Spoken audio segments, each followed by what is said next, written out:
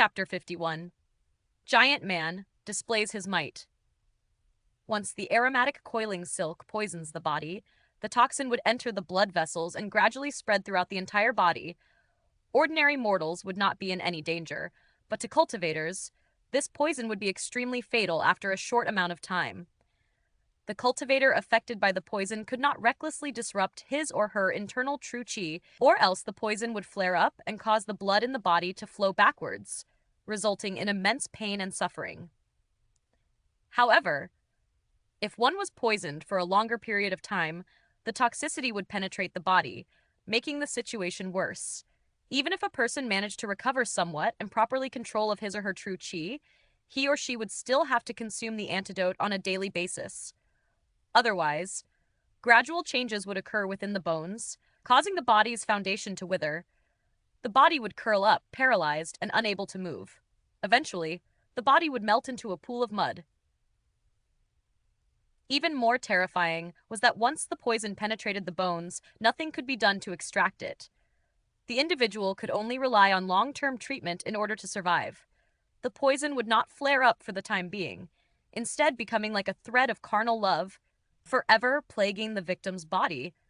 The poison was made up of a variety of materials, many of which could be replaced. Although the end product would be the same, the specific toxicity would change according to the person who concocted it, making the poison unique to its maker. Naturally, the antidote would also be unique. Only the person who manufactured the poison would be able to prescribe the correct antidote and suppress its toxicity. Even if others knew the method of making the aromatic coiling silk, they would have no way of concocting an antidote specifically geared to combat the aromatic coiling silk that someone else had produced. This way, the poisoned individual's puny life would be within the hands of the one who poisoned him. Unable to rebel or resist, the victim could only be obedient. Dr. Mo racked his brain for any memories regarding the aromatic coiling silk, filtering through his vast knowledge. He then understood the reason behind Han Li's fearlessness. Dr. Mo sneered in his heart, but his facial expression did not change. He indifferently asked, "Is this your last trick? Brat, it seems you have ran out of moves, so just obediently admit defeat." Han Li's heart sank upon seeing no changes in Dr. Mo's expression. At this point, Han Li was sure he had miscalculated something, since Dr. Mo seemed to have entirely disregarded his threat. Dr. Mo did not seem provoked in the slightest, making it seem that he truly paid no mind to the aromatic coiling silk in his body. Even more so, Han Li was clear that because of this, he was in a very disadvantageous position. It looked as if his opponent was greatly certain that he could seize Han Li. Seeing Han Li remain silent, Dr. Mo laughed and deviously looked at him before saying loudly, "Iron Slave, capture him for me." Once Han Li heard this, he immediately remembered that after entering the house, he thought that he had forgotten something very crucial. Iron Slave. However, he had no time to mull over it. Instead, Han Li used the tip of his toes to hook the awl that was beside his leg. It automatically jumped into his hand. In an instant, a large shadow rushed from the corner of the room with a fierce wind following close behind. Its speed was incredibly fast, and it appeared before Han Li in a second, rendering him unable to evade. Helpless, Han Li could only use the sharp awl in his hand to stab towards the shadow's lower abdomen. He hoped he would at least be able to resist for a while, so that he could have a chance to retreat and recover his breath. Stabbing the abdomen with the small awl was not the most optimal move, but Han Li had no other choice. His opponent was just too tall, and the weapon Han Li was using was only a few inches long, which made the abdomen the only area it was capable of reaching. Han Li suddenly felt like he had just collided against some kind of monster. It was as if a large wooden object had smacked his extended wrist, directly dislocating it from his arm. Subsequently, his body fell back a few steps due to the impact. The awl in his hand seemed to have struck a rock and was sent flying, disappearing without a trace. Han Li was unfathomably startled and angry. Just after barely stabilizing his body, the large figure appeared before him in the blink of an eye. Immediately, Han Li felt a sharp pain on both his shoulder, as two large hands latched onto his shoulder blades tenaciously, pinning him down.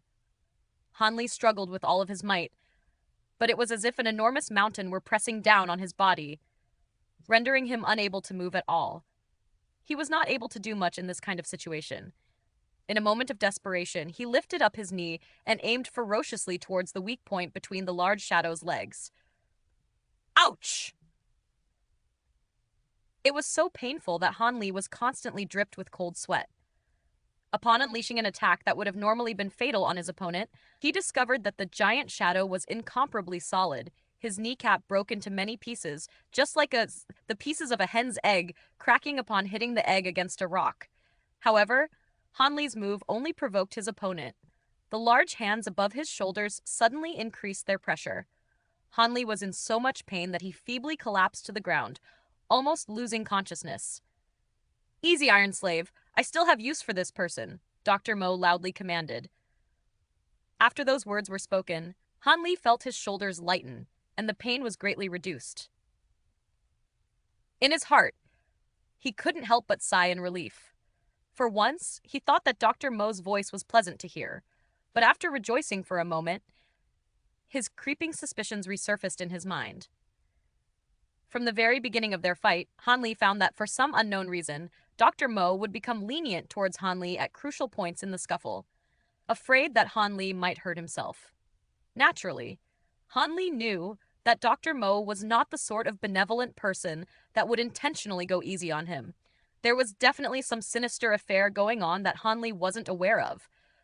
Dr. Mo's concern that Han Li would hurt himself was why Dr. Mo had been cautious when taking action against Han Li, because he did not dare to attack violently. If not, the two would have been at each other's throats. Han Li secretly made up his mind to fully exploit this aspect when negotiating with Dr. Mo, and then think of a way to escape his opponent's evil clutches. As Dr. Mo walked to the front of Han Li, he could see through everything that Han Li was thinking. He let a sneer flash across his face as he felt around Han Li's chest and extracted a mirror. He couldn't help but be somewhat dumbstruck at this object.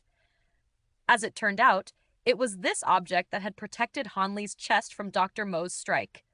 Without saying anything, he slightly nodded his head and took out a rectangular yellow wooden box from his bosom. This box was remarkably exquisite, and its surface was engraved with a dragon and a phoenix. Anyone could see that it was a rare and precious object, and thus rarely seen by ordinary people. Dr. Mo faced Han Li and solemnly opened the lid of the box, revealing a few strange, identical silver blades. They somehow resembled a combination between a dagger and a sword. The body of the blades were very peculiar.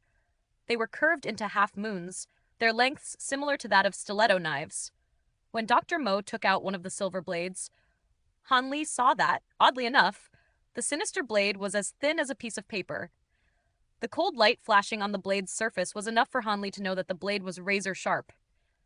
Using it to slice human flesh would be as easy as cutting clothes.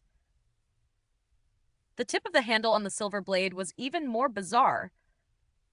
Inlaid on the tip was an extremely ferocious and sinister-looking demon head, which had a pair of horns and eyes that were tightly shut. Dr. Mo lifted this sinister blade and glanced knowingly at Han Li out of the corner of his eye. This action left Han Li absolutely horrified. His inauspicious thoughts seemed to be true. Dr. Mo wanted to use the sinister blade to cut him.